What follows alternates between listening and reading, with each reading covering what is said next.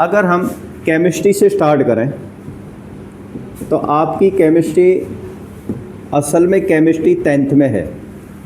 जो वाकई फीलिंग करोगे ना केमिस्ट्री की वो 10th में आएगी। और सबसे बड़ी बात क्या है कि अगर आपको एक चैप्टर आता है, जैसे पहला केमिकल रिएक्शन है आपका, फर्स्ट चैप्टर केमिकल रिएक्शन है, तो अगर ये चैप्टर आता है ना तो समझ लो 50% कहीं ना कहीं अगले वाले चैप्टर भी आ गए आपके। बहुत सारी रिएक्शंस हैं इसके अंदर। केमिकल रिएक्शन भी केमिकल रिएक्शन पे बेस्ड है। दूसरा चैप्टर एसिड एंड बेस भी केमिकल रिएक्शन पे ही बेस्ड है। मेरे ख्याल में 8th में भी था शायद, मेरे ख्याल में कट गया था। पढ़ा है किसी ने एसिड बेस? 7th में पढ़ा होगा, 7th में पढ़ा होगा। तो 7th में जो पढ़ा हुआ है उससे थोड़ा डिफरेंट है क्योंकि यहाँ भी केमिकल रिएक्शन आएंगी बहुत सारी। तीसरा चैप्टर मेटल नॉन मेटल भी पढ़ा होगा आपने। जनरल प्रॉपर्टी पता ही है, मेटल क्या होते हैं, नॉन मेटल क्या होते हैं, लेकिन यहाँ पे भी केमिकल रिएक्शन आएगी मेटल और नॉन मेटल की। चौथा चैप्टर है आपका कौन सा? Carbon and compounds. ये जो चैप्टर है ना ये बिल्कुल डिफरेंट है। आप एक एक वर्ड समझने वाला है कार्बन कंपाउंड्स के अंदर। तो ये चैप्टर कराएंगे हम मिड टर्म के बाद। बाकी तीनों चैप्टर कराएंगे इस टर्म के पहले। ये हमारा टारगेट है कि हमें 3 चैप्टर हर हालत में, मतलब जब हमारी छुट्टियां, अब तो चल रहे हैं पेपर, जब ये छुट्टियां हो जाएंगी 1-1.5 महीने की, तुम्हारी 1 महीने की, उसमें हम ये तीनों चैप्टर करा देंगे, जिससे कि हमें आगे क्यों टाइम मिल जाए कि भाई ये वाला चैप्टर करने के बाद, क्योंकि पहली बार में चैप्टर होगा नहीं आपको, मुझे पता है, कम से कम 2-3 बार रिवाइज कराना पड़ेगा तब जाके चैप्टर बनेगा ये पूरा। ठीक है ना। और रटने वाली चीज़ें क्या है इसके अंदर? केमिकल रिएक्शन रटनी है इसके अंदर। जिसने केमिकल रिएक्शन रट ली, मैंने अपने बुकलेट के अंदर इस तरह से डाला हुआ है, बहुत बढ़िया बुकलेट बनाई हुई है मैंने इस पर, कि एक तो है हर केमिकल रिएक्शन चैप्टर के मतलब एंड में दे रखी है कि मैक्सिमम कितनी रिएक्शन हो सकती हैं, वो सारी रिएक्शन दे रखी है। उसके बाद जब आपको बुकलेट मिलेगी उसमें चारों चैप्टर की केमिकल रिएक्शन एक साथ दे रखी हैं। समझ रहे हो? चारों चैप्टर की केमिकल रिएक्शन एक साथ दे रखी हैं। और जो केमिकल, अब देखो होता क्या है कि आपको ये पता है केमिकल रिएक्शन तो बहुत सारी हो सकती हैं, हजारों लाखों केमिकल रिएक्शन है, हमें क्या से पता लगेगा हम कौन सी रिएक्शन याद करनी है? यही बात मैं बता रहा हूँ आपको, कुछ आपका पेपर एनसीईआरटी से बाहर नहीं आएगा। जो केमिकल रिएक्शन एनसीईआरटी में लिखी है ना वही आएगी, बस उससे बाहर नहीं आएगी आपको। समझ रहे हो? अगर मैंने यहाँ पर बोल दिया कि जैसे मैग्नीशियम रिबन को अगर हम जलाते हैं तो मैग्नीशियम ऑक्साइड बनता है, ये रिएक्शन है, तो इसमें बहुत सारे क्वेश्चन बन जाते हैं। कौन से क्वेश्चन बनते हैं कि भाई इसका कलर क्या है, इसका नेचर क्या है, एसिडिक है या बेसिक है। समझ रहे हो? इसको बैलेंस करके दिखाओ, हमें क्या ऑब्जर्व होता है जब इसको जलाते हैं। इतने सारे क्वेश्चन है। तो अगर ये केमिकल रिएक्शन एनसीईआरटी में दे रखी है तो आपको इसी के बारे में ही पढ़ना है। तो ऐसे ही हर चैप्टर के अंदर 10-12 रिएक्शन हैं आपके पास, और उस 10-12 रिएक्शन में से वही 3-4 रिएक्शन पढ़नी है, मतलब 3-4 ऑब्जर्वेशन पढ़नी है। एक तो केमिकल रिएक्शन बैलेंस होनी चाहिए, कलर याद होना चाहिए आपको, ठीक है ना। ऑब्जर्वेशन याद होनी चाहिए। ऑब्जर्वेशन क्यों है कि आपको एक बात बताऊं मैं, कम से कम एक्टिविटी से भरी पड़ी है आपकी ये वाली जो एनसीईआरटी देखोगे ना, पूरे मतलब उसमें केमिस्ट्री के अंदर, फिजिक्स के अंदर, बायो के अंदर, सब के अंदर एक्टिविटी है। और स्कूल में कुछ कराई नहीं जाती, एक भी एक्टिविटी नहीं कराएंगे स्कूल के अंदर आपको, ये भी बता दूं मैं आपको। समझ रहे हो? लेकिन जब पेपर बन के आता है तो वो यही अजीम करके चलते हैं कि आप ये सारी एक्टिविटी कर चुके हो पहले ही। जब सारी एक्टिविटी पहले ही कर चुके हो तो इसका मतलब उस पर बेस्ड क्वेश्चन आएगा ही आएगा। समझ रहे हो? वहाँ तो देखो, वहाँ एक्टिविटी दे रखी, जैसे अगर एनसीईआरटी की पहली एक्टिविटी अगर देखोगे, मैंने भी दे रखी है इसके अंदर, उसमें लिखा हुआ है कि मैग्नीशियम रिबन लो, उसको क्या नाम है स्क्रब करो सैंड पेपर से, और फिर क्या नाम है जलाओ। क्वेश्चन आ जाएगा भाई स्क्रब क्यों करते हैं हम? समझ रहे हो? एक्टिविटी में दे रखा है स्क्रब करो, मतलब पहले सैंड पेपर से उसको क्यों करते हैं? अब ये तो हमें तभी पता चलेगा ना जब हम कोई केमिकल रिएक्शन हम लाइव करेंगे, लेकिन वो कोई कराता नहीं है किसी भी हालत में। इसलिए जो एक्टिविटी दे रखी है उनको आपको ढंग से यहाँ पर पढ़ना है। मैं हर चीज़ का ऑब्जर्वेशन भी बताऊँगा, कलर भी बताऊँगा, जितने मैक्सिमम क्वेश्चन बनते हैं उस एक्टिविटी के अंदर वो सारा कराऊँगा यहाँ पर। और जो एक्टिविटी दे रखी है उन्हीं की रिएक्शन करनी है आपको, उससे बाहर नहीं आएंगी, ये कन्फर्म है। समझ रहे हो? अगर आपको मान लो कि जिंक के अंदर मैं हाइड्रोक्लोरिक एसिड डाल देता हूं और यहाँ पर ZnCl2 बन जाता है और हाइड्रोजन गैस निकलती है यहाँ पर, समझ रहे हो? तो इसमें बहुत सारे क्वेश्चन बनते हैं इस वाली रिएक्शन के अंदर भी। बताओ टाइप ऑफ रिएक्शन कौन सी है, कौन सी गैस आप कैसे पहचानोगे हाइड्रोजन निकल रही है? भाई हमें थोड़ा ही पता है, हम तो एक्टिविटी कर रहे हैं। लेकिन जब लाइव एक्टिविटी करेंगे तो पता चलता है कि हाइड्रोजन की प्रॉपर्टी क्या होती है कि माचिस की तिल्ली लेके जाओ, पटाखों की तरह फूटती है, पटर पटर पटर। इससे पता चलता है कि कौन सी गैस है, ये हाइड्रोजन है। बाकी कोई सी भी यूनिवर्स के अंदर ऐसी गैस नहीं है जो इस तरह का कैरेक्टरिस्टिक दिखाई। ये टाइप ऑफ रिएक्शन हो गई। अब चलो वो तो हम चैप्टर के अंदर सारा कुछ कराएंगे। अब आप आते हैं क्या नाम है, बायो के अंदर।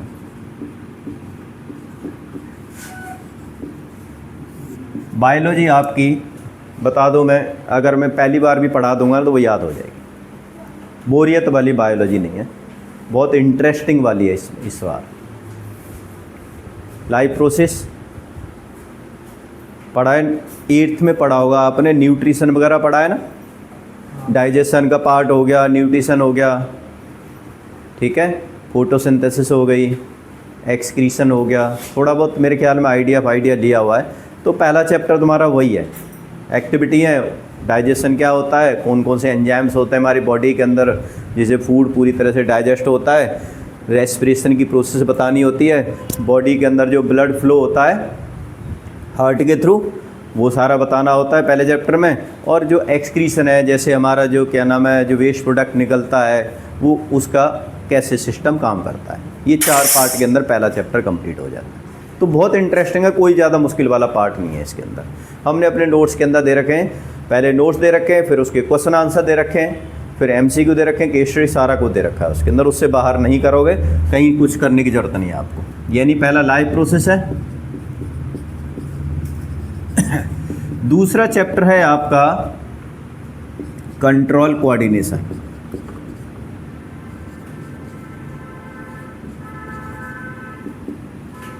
अब ये कंट्रोल कोऑर्डिनेशन बता दूं मैं आपको। Why are you listening me? आपका ध्यान मेरी तरफ है और मेरा ध्यान आपकी तरफ है, तो इसको क्या कहते हैं कि हमारा ब्रेन आपके साथ कोई कोऑर्डिनेट कर रहा है। अब इस कोऑर्डिनेशन में हमारे ब्रेन के कौन कौन से पार्ट है जिससे मैं कम्युनिकेशन कर पा रहा हूँ, वो सारा कुछ इसके अंदर आएगा। Working together of all the organs within our body to response with surrounding, वो कोऑर्डिनेशन के अंदर आता है कि हमारी बॉडी के जब सारे एक साथ ऑर्गन काम करते हैं जिससे कि मैं आसपास की चीज़ों के साथ में कम्युनिकेट कर पाता हूँ। और ये मेरे पे लागू नहीं है, प्लांट पे भी लागू होता है। प्लांट भी क्या करते हैं, कोऑर्डिनेट करते हैं। कैसे कोऑर्डिनेट करते हैं आपने देखा होगा, बहुत से प्लांट ऐसे, सन ऐसे चलता जाएगा तो वो प्लांट भी क्या होते जाएंगे, ऐसी तरफ झुकते जाएंगे। समझ रहे हो? तो इस तरह से उनके अंदर भी कोऑर्डिनेशन होता है। रूट्स होती हैं वो हमेशा क्या है, किधर जाएंगी, ऊपर तो नहीं जाती, वो ग्रेविटेशन की तरफ ही जाती हैं। तो प्लांट भी क्या करते हैं, कोऑर्डिनेट करते हैं। अब ये कोऑर्डिनेशन का कौन कौन सा पॉइंट होता है, बॉडी के अंदर कौन कौन से हार्मोन जो कंट्रोल करते हैं, वो सारा कुछ कंट्रोल कोऑर्डिनेशन के अंदर आएगा। सबसे ज़्यादा इंटरेस्टिंग चैप्टर यही वाला है। तीसरा चैप्टर है जो अब 9th में पहुंच गया है। इस साल तुम 9th में ही पढ़ोगे और मुझे इस साल ये मतलब इस साल 10th में पढ़ोगे और मुझे इस साल ये 9th में ही पढ़ाना पड़ेगा पूरा चैप्टर। और ये चैप्टर है आपका रिप्रोडक्शन। 8th में पढ़ा है तुमने ये रिप्रोडक्शन? हाँ sir. Sexual reproduction, asexual reproduction, सारा चैप्टर यहाँ पर है। सेम ही है, कुछ सेम है, थोड़ा बहुत फ़र्क है। हाँ, बहुत मतलब ज़्यादा मुश्किल नहीं है, बोरियत चैप्टर नहीं है। बस आपका जो डिफरेंट चैप्टर आएगा वो क्या आएगा, हेरिडिटी। डिफरेंट चैप्टर आएगा आपका हेरिडिटी। हेरिडिटी क्या है कि हमारे जो फीचर्स हैं किससे मिलते हैं, पेरेंट्स से मिलते हैं, दादा दादी से मिलते हैं। तो जो हमारे transfer of the characters from parents to their offspring क्या माना जाता है, वो हेरिडिटी माना जाता है। वो क्यों होता है, कौन कंट्रोल करता है, उसकी वर्किंग क्या होती है, वो सारा वो हम इस चैप्टर में पढ़ेंगे। 2 पेज का चैप्टर है, 2 या 3 पेज का ठीक है। और ये बता दूं मैं, अगले साल से नेक्स्ट जब 10th आएगी हेरिडिटी पूरा चैप्टर आ जाएगा। अभी याद है, पुरानी बुक में देखोगे बहुत बड़ा चैप्टर है, लेकिन नई बुक में मुश्किल से 2-3 पेज हैं इसमें, लेकिन पुरानी बुक में 10-12 पेज हैं। वो कट गया था, लेकिन अगले साल से पूरा इंट्रोड्यूस हो जाएगा। एक और है इसमें, इन्वायरमेंट। ये 5 चैप्टर हैं बायो के। ये ऐसा चैप्टर है कि अगर स्कूल के अंदर 15 मिनट में ख़त्म करा देते हैं, हमें एक क्लास लग जाएगी कम से कम। बहुत आसान चैप्टर है ये, ठीक है। जो आपने फूड चेन वगैरह पढ़ी है ना, पढ़ी है फूड चेन, वही है सर। तो मुश्किल से मतलब एक क्लास में हो जाएगा। बहुत आसान चैप्टर है, ज़्यादा मुश्किल वाला चैप्टर नहीं है। ये आपके बायो के चैप्टर हैं। वाट किस में लगेगी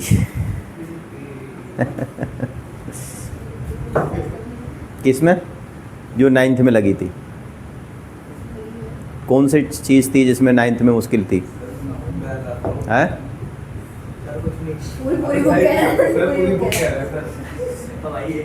जो थोड़ी मुश्किल लगी थी कौन सी बुक थी, कौन सा पार्ट था, फिजिक्स केमिस्ट्री बायो में से?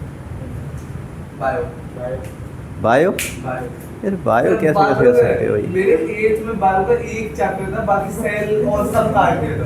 तो 9th में पूरा बेस से पढ़ना मुझे। 9th में कौन सा टॉपिक, फिजिक्स मुश्किल नहीं थी, आसान थी। जिसका मैथ अच्छा हुआ उसके लिए फिजिक्स बहुत आसान थी। हमने तो कई बार करा दिया था, इसीलिए फिजिक्स ज़्यादा आसान पड़ गई थी। ये बात है सर, आपके तो लेकिन यहाँ पर बताऊँ मैं, यहाँ पर भी आपको फिजिक्स तंग करेगी थोड़ी सी। हर 2 दिन में टेस्ट ले। फिजिक्स तंग करेगी हल्की फुल्की, ज़्यादा नहीं, थोड़ा बहुत। नहीं, डराना नहीं है। लेकिन एक बात बताऊं, 9th की फिजिक्स का एक वर्ड नहीं है 10th में, एक वर्ड। मतलब भूल जाओ 9th, तुम सीधा कहाँ से 8th से कहाँ आ रहे हो, 10th में आ रहे हो। 8th से, हाँ 8th है ना, मैं कहा ना, आप 8th से 10th के अंदर आ रहे हो, ये मान के चलो आप। तो जैसे आपने लाइट पढ़ा हुआ है, पूरा लाइट यहाँ आएगा। Reflection, refraction, lens, mirror, diagram, numerical. बस वहाँ न्यूमेरिकल नहीं थे, यहाँ न्यूमेरिकल आ जाएंगे, बस इतना फ़र्क है, ठीक है। ह्यूमनाई आपने 8th में पढ़ा है, पूरा ह्यूमनाई यहाँ आएगा, वो एज इट इज है। बस वहाँ पर मेरे ख्याल में क्या नहीं था, डिस्पर्सन भी था, सारा कुछ था, ट्विंकलिंग ऑफ स्टार वगैरह नहीं था। बस वो यहाँ पर थोड़ा सा पॉइंट क्या नाम है इंट्रोड्यूस हो जाएगा, बाकी पूरा 8th का ही है, समझ रहे हो। हाँ, इलेक्ट्रिसिटी पढ़ा है 8th में, इलेक्ट्रिसिटी नहीं पढ़ा, 7th 8th में पढ़ा होगा मुझे लग रहा है, शायद 6 से 7 में पढ़ा होगा, 8th में नहीं पढ़ा। अच्छा 8th में मैग्नेटिक पढ़ा होगा फिर वो। हाँ मैग्नेटिक पढ़ा। हाँ, तो वो दोनों चैप्टर हैं यहाँ पर, ये इलेक्ट्रिक करंट और magnetic effect of electric current, वो दोनों ही। न्यूमेरिकल 2 चैप्टर में है, एक लाइट के अंदर और इलेक्ट्रिसिटी के अंदर, बार के न्यूमेरिकल है। तो जिसकी फिजिक्स अच्छी हो गई उसकी सब कुछ अच्छी हो गई, समझ रहे हो। तो फिजिक्स के जो न्यूमेरिकल हैं वो तो खैर क्या नाम है, ज़्यादा तंग नहीं करते, थोड़ा बहुत ही है। इस बार एक आध क्वेश्चन ऐसा आ गया था, मतलब फिजिक्स के जो था तो बहुत आसान, लेकिन कई बार ऐसा होता है ना कि बच्चे फिजिक्स के अंदर जो क्वेश्चन थोड़ा ट्विस्टेड आ जाता है ना, वो लिखने में बड़े तंग करते हैं। फिर वो थोड़ा डिफरेंट आ गया था, हल्का सा था तो बहुत आसान, लेकिन कहीं ना कहीं पर वो कहते हैं ना बिल्कुल मलाई वाला क्वेश्चन होता है, वो नहीं आया था। तो इसीलिए ज़्यादातर बच्चों के लिए जो पार्ट था ना, अगर किसी से पूछोगे कि पेपर कैसा आया था इस साल का, तो सब कहेंगे सर बहुत आसान आया था, फिजिक्स मुश्किल आई थी। किसी से पूछ लेना, किसी से भी, वो ये कहेंगे केमिस्ट्री बायो बहुत आसान थी, फिजिक्स मुश्किल थी। लेकिन फिजिक्स बहुत आसान थी, फिजिक्स मुश्किल थी ही नहीं। लेकिन कहीं ना कहीं पर वो चैप्टर जो कम पढ़ के जाते हैं ना, वो उनके लिए मुश्किल बन जाता है। अब जो magnetic fact of electric current है, ये बच्चे बहुत कम पढ़ के जाते हैं, 1-2 बार पढ़ के जाते हैं, बस ख़त्म हो गया काम। और उसमें से ही क्वेश्चन क्या नाम है, थोड़ा सा ट्विस्टेड आ गया, मतलब एक्टिविटी लिख, और एक्टिविटी लिखने के लिए आ गई, और तो और क्या आ गई। तो इसलिए आपको एक्टिविटी भी आनी चाहिए, ध्यान रखना इस बात का। तो ये तुम्हारा पूरा मतलब साइंस का इंट्रोडक्शन है पूरा। अब क्योंकि हमारा मकसद है आपको परफेक्शन करना, तो हम सबसे पहले फर्स्ट चैप्टर से परफेक्शन में लेके आएंगे आपको केमिकल रिएक्शन। लेकिन केमिकल रिएक्शन से पहले बता दूं मैं आपको सबसे पहले 9th का पार्ट पूरा आना चाहिए। कौन से वाला पार्ट? वही जो मैं बता रहा हूँ आपको। 1 से 20 तक तो आपको एलिमेंट के नाम याद होने, वो क्या नाम है, एटॉमिक नंबर, सिर्फ एटॉमिक नंबर और इलेक्ट्रॉन कॉन्फ़िगरेशन याद है ना सबको? 2 बच्चों के अलावा 3।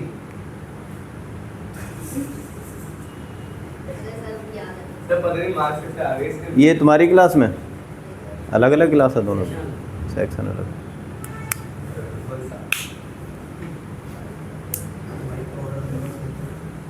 अब वो कौन कौन से पार्ट हैं, मतलब 20 तक एलिमेंट का नाम याद होना चाहिए, इलेक्ट्रॉन कॉन्फ़िगरेशन याद होनी चाहिए, वैलेंसी याद होनी चाहिए। काम आएगी एक चैप्टर में, वो जब हम मेटल नॉन मेटल करेंगे उसमें काम आएगी। ठीक है।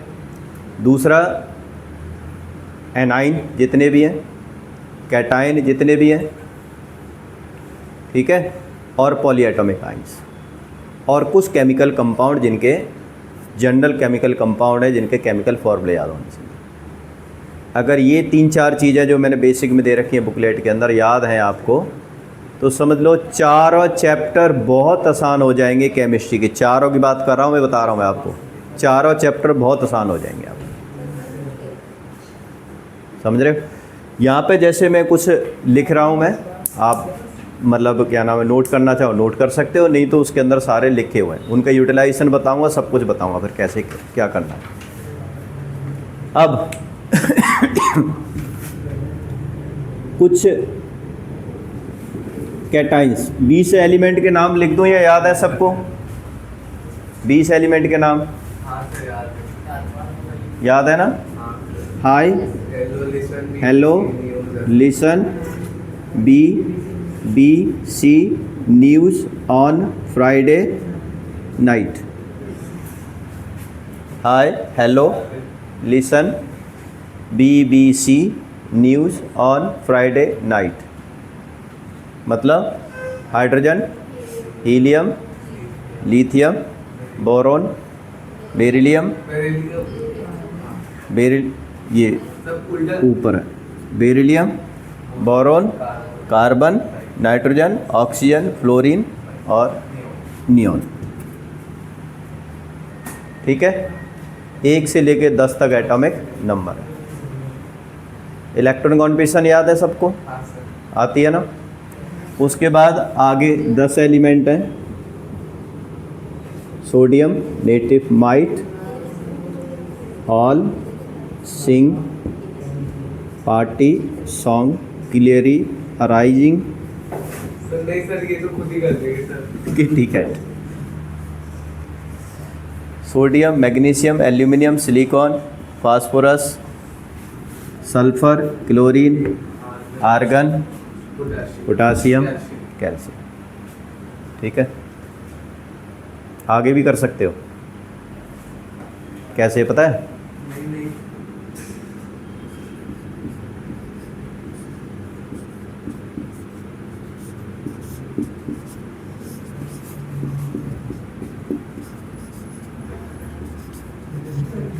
हो गए। अब पता है ये संस्कृत का दोहा है, संस्कृत आती है? देखो कैसे याद करोगे। शक्ति वक्रमन, शक्ति वक्रमन, फिको निकुंजन। पहले 10 एलिमेंट है ये। शक्ति, वक्रमन, फिको, निकुंजन। आपको करनी नहीं है, 11th में जाओगे बड़े काम देंगे तुम्हें ये, जिसको साइंस लेनी है वो। Scandium, titanium, vanadium, chromium, manganese, iron, cobalt, निकल, कॉपर, जिंक। और बता दूं मैं, सारे कंपटीशन लेवल में सिर्फ 20-21 से लेकर के 30 तक एलिमेंट ही आते हैं जिसको साइंस में जाना है। जिसको ये वाले एलिमेंट याद होते हैं वो समझ लो 11th के कई केमिस्ट्री के चैप्टर कर लेता है वो उसमें। और ये एलिमेंट याद होने में बड़ी दिक्कत करते हैं। आपको याद करने की ज़रूरत नहीं है यहाँ पर फ़िलहाल, लेकिन जैसे मैग्नीज हो गया, आयरन हो गया, कोबाल्ट हो गया, निकल हो गया, कॉपर हो गया, जिंक हो गया, इनका सिंबल याद होना चाहिए आपको, वो यहाँ पर आएगा। मैग्नीस, मैग्नीशियम नहीं है, ध्यान रखना ये क्या है, मैग्नीस, आयरन, कोबाल्ट, निकल, कॉपर और जिंक, इन सभी का सिंबल याद होना चाहिए आपको। ठीक है, अब देखो ये तो आपके 20 तक एलिमेंट हो गए। कैटाइन कौन कौन से हैं, जिन पर कौन सा चार्ज बनता है, पॉजिटिव चार्ज बनता है, उसे हम क्या कहते हैं, कैटाइन कहते हैं। कहाँ से स्टार्ट करेंगे हम, hydrogen, silver, sodium, potassium, calcium, मैं कॉपर भी लिख देता हूँ। अच्छा एक बात समझो इस बात को, यहाँ पर कॉपर की 2 होती हैं, 1 कॉपर 2, लेकिन आपको ये वाली करनी है। ठीक है, एक और चीज़ ध्यान दो, जब एक ही किसी एलिमेंट की 2 वैलेंसी हों, 2 हों, तो जो कम वैलेंसी वाले को हम लगाते हैं लास्ट में अस, और ज़्यादा वैलेंसी वाले को लगाते हैं लास्ट में इक, आई सी। अब ऐसे 2 एलिमेंट मिलेंगे आपको यहाँ पर, एक है आपका Fe2+ और एक है Fe3+। तो आपको पता है कॉपर क्या है, कॉपर का नाम CO तो है नहीं सिंबल इसका, कहाँ से पढ़ा है, क्यूप्रम से पढ़ा है। इसका लैटिन नेम क्या होता है, क्यूप्रम। ठीक है ना, तो जब हम क्यूप्रम वाले को अस में बदलेंगे तो इसका हो जाएगा क्यूप्रस, कम वाले को प्रस। इसका ज़्यादा है तो ये क्या हो जाएगा, क्यूप्रिक। ठीक है, ऊपर वाला क्यूप्रस, नीचे वाला क्यूप्रिक। अब जैसे आयरन सेकंड भी होता है, थर्ड भी होता है, आपको याद करना है कौन सा सेकंड होगा कौन सा थर्ड होगा। तो आयरन किससे निकला है, फेरम से निकला है, फेरम वर्ड्स था एक, उसीलिए आयरन बना है। ठीक है ना, तो कम वाले में अस लगा दो, ज़्यादा वाले में इक लगा दो, तो इसका सिंबल क्या, इसका क्या बनेगा, फेरस, और इसका क्या बनेगा, फेरिक। तो ज़्यादा वाले में इक, कम वाले में अस, इसका याद रखना है। इसका तो ज़्यादातर आप यही कर लो, इसके तो बहुत ही कम चांस हैं कि यहाँ पर आएगा तुम्हें। अगर फॉर्मूला आ जाए कि कॉपर सल्फेट का फॉर्मूला लिखो तो आपको ये यूज़ करना है, कॉपर ऑक्साइड का फॉर्मूला लिखो तो आपको ये यूज़ करना है।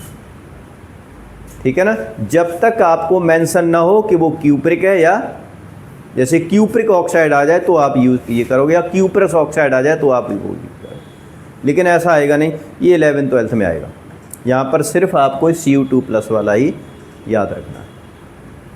ठीक है, अब ये इसके बाद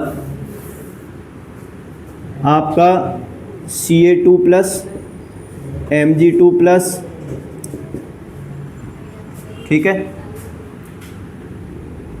जिंक 2+, लेड 2+, ये लेड होता है, ध्यान रखना, बाकी का तो नाम याद होगा। Ba क्या होता है,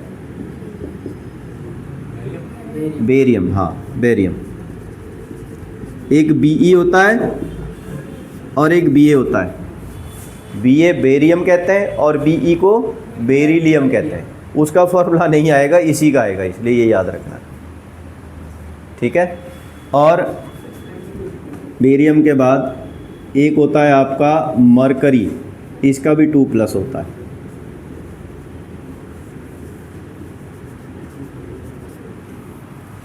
ठीक है।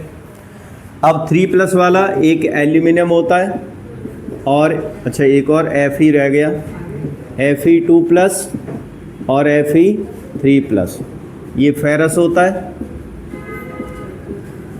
और ये फेरिक होता है।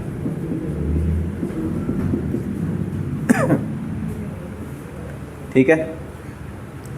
इसके बाद आपको क्या करना है, एक होता है एल्यूमिनियम, ये मैक्सिमम क्या है आपके कैटायन, इसके आगे नहीं आएंगे। अगर याद है तो 4 चैप्टर याद हो गए तुम्हारे, बताऊं मैं आपको, लिटरली 4 चैप्टर। ये कैटायन। एनायन में कौन कौन से, एनायन कौन से होते हैं जिसमें माइनस का चार्ज होता है, नेगेटिवली चार्जेड, कौन कौन से होंगे इसके अंदर? एक, अच्छा इसमें एनायन के अगर सिंगल एलिमेंट है ना तो लास्ट में IDE लग जाता है, लास्ट में IDE। अब पता है आपको H था, इसको हम क्या कहते हैं, हाइड्रोजन। अगर कैटायन है तो हाइड्रोजन कहेंगे हमसे, और एनायन है तो क्या बनेगा ये, हाइड्राइड।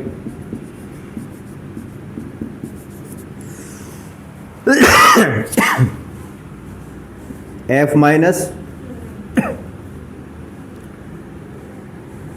Cl- क्या होगा, chloride. Br- bromide. I- iodide. IDE लगा दो आप। ठीक है। ये सारे सिंगल वाले थे जिनमें सिंगल वैलेंसी। उसके बाद आपका एक O2- करना है, क्या कहेंगे इसे, ऑक्साइड। एक आपको H2- करना है, IDE लगा दो, सल्फाइड। और एक आपको N3- करना है, नाइट्राइड। तो सब में IDE लगा सकते हैं इसके अंदर। सिंगल एटम के एनायन में सब जगह लास्ट में क्या आएगा आपका, IDE आएगा। Hydride, fluoride, chloride, bromide, iodide, oxide, sulphide और नाइट्राइड। ठीक है क्या? उसके बाद polyatomic ion. What are the polyatomic ions? The ions which consist of the 2 or more combining atom। ये आया था DAV के क्वेश्चन में इस बार। पॉलीएटॉमिक आयन क्या होता है कि ऐसे जिसमें 2 या 2 से ज़्यादा एटम का बना होता है, उसे हम कहते हैं पॉलीएटॉमिक आयन। इसमें क्या हो सकता है पॉलीएटॉमिक आयंस के अंदर,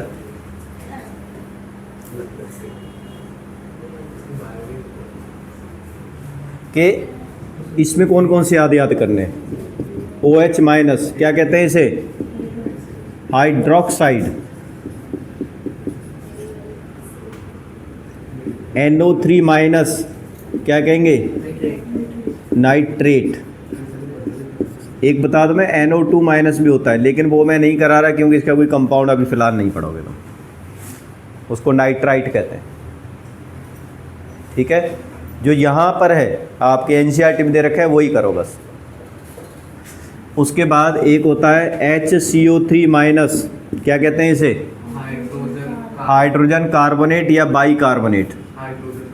हाइड्रोजन कार्बोनेट भी कह सकते हैं या bicarbonate ion, bicarbonate ion.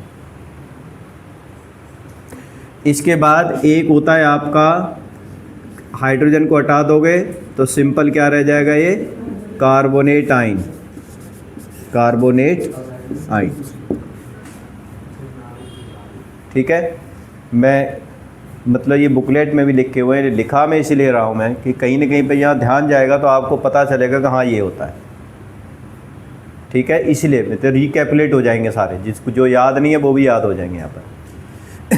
Carbonate ion के बाद एक होता है SO4 2-,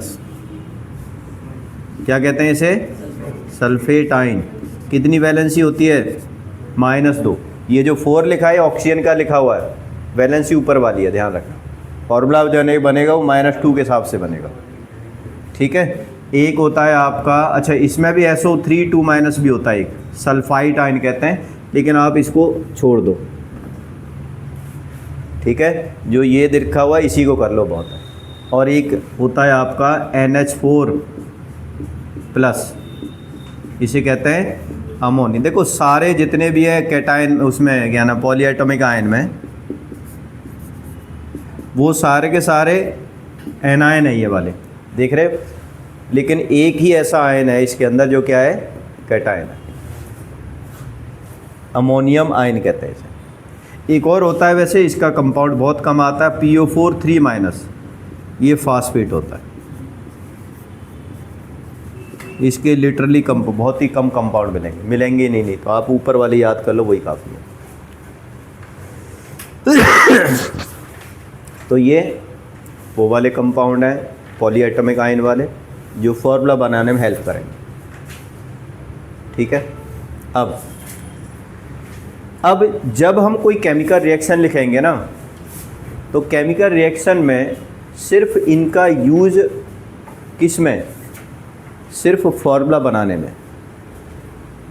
फॉर्मूला बनाने के बाद ये केमिकल रिएक्शन में नहीं लिखे जाते। अगर मैं यहाँ पर ये कह दूँ कि कैल्शियम कार्बोनेट था,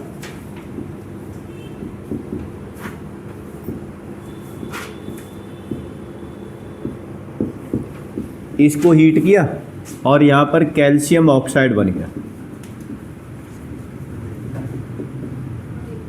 और प्लस में कार्बन डाइऑक्साइड गैस निकल गई, ठीक है। तो इन आयन का यूज सिर्फ क्या है, सिर्फ ये फॉर्मूला बनाने में। अब ये फॉर्मूला कैसे बनाओगे और ये फॉर्मूला कैसे बनाओगे, जब तक आपको ये वाले आयन नहीं याद होंगे ढंग से, वर्ड इक्वेशन लर्न करने में दिक्कत नहीं है, बहुत आसानी से हो जाती है। लेकिन सिंबॉलिक फॉर्म वाली अगर इक्वेशन आपने गलत कर दी तो पूरा क्वेश्चन गलत हो गया, समझ लो, कुछ भी नहीं मिलेगा उसमें। इसलिए ये बिल्कुल एग्जैक्ट विद आपके वैलेंसी के हिसाब से याद होने चाहिए, रटे होने चाहिए। थोड़े थोड़े मतलब शुरू में दिक्कत आती है, मैं बता रहा हूँ ना, पहला चैप्टर अगर तुम्हारा अच्छी तरह हो गया ना, तो सारे आयन हमें याद हो जाते हैं पहले चैप्टर के बाद। उसके बाद जब दूसरा एसिड बेस करोगे ना, तो फटाफट केमिकल रिएक्शन याद हो जाएंगी, फिर दिक्कत नहीं आएगी, ना दूसरे में आएगी ना तीसरे में आएगी। और बहुत सी रिएक्शन तो ऐसी हैं जो पहले चैप्टर में दे रखी है ना, वो दूसरे में भी दे रखी है, समझ रहे हो, तीसरे में भी दे रखी है, और तो और ऐसी भी रिएक्शन है। तो फर्स्ट चैप्टर को ढंग से बिल्कुल ऐसे करना है कि रट लो एक तरह से, जिसको मतलब अच्छी तरह से, एनायन कैटायन फॉर्मूले सब कुछ एकदम अच्छी तरह से। थ्योरी कुछ भी नहीं है, थ्योरी बहुत आसान है। बैलेंसिंग है, एक बैलेंसिंग वाला पार्ट इसमें बहुत आसान है, यूँ हो जाएगी बैलेंसिंग, तो ये मान के चलो आप, ठीक है ना। अब जैसे ही है कैल्शियम कार्बोनेट है, फटाफट बनाओ एक बार फॉर्मूला कैल्शियम कार्बोनेट का, क्या होगा, CaCO3। मैं एक केमिकल रिएक्शन लिख रहा हूँ यहाँ पर, ठीक है ना। आपके ये पूरे सारे कुछ बने हुए हैं। अब मैं एक केमिकल रिएक्शन को सिंबॉलिक फॉर्म में लिख के दिखाना, ठीक है। यह वर्ड इक्वेशन लिख रहा हूँ मैं,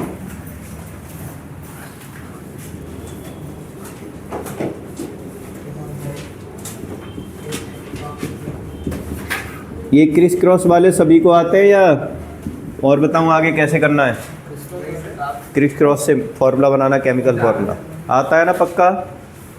आराध्या बेटा एक बात पहले मैं बता दूं आपको, अगर कुछ भी चीज़ नहीं आती तो शर्माना मत, क्योंकि आप दूसरों के लिए नहीं पढ़ रहे, अपने लिए पढ़ रहे हो, समझ रहे हो। ये मत सोचना कि इसको आता है तो मैं पूछाऊंगा तो मेरी इंसल्ट हो जाएगी, नहीं होनी तुम्हारी, बल्कि मुझे उससे उस समय तो और अच्छा लगेगा कि हाँ तुम्हें ये चीज़ नहीं आ रही, समझ रहे हो। चाहे केमिस्ट्री का हो, चाहे फिजिक्स का हो, चाहे बायो का हो, अगर फिर भी नहीं समझ में आ रहा, अलग से आना, क्लास लेना, और आप समझ लेना यहाँ पर, ठीक है। लेड नाइट्रेट को जब पोटासियम आयोडाइड से रिएक्ट कराएंगे हम,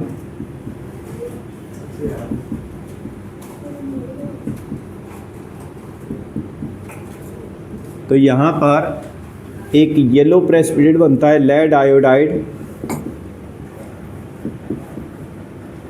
प्लस में पोटासियम नाइट्रेट।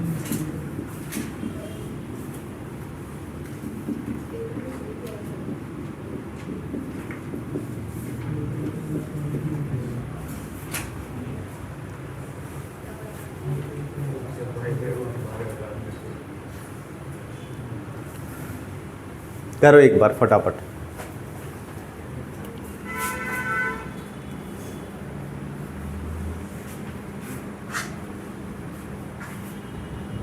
सारे के सारे ना इसके अंदर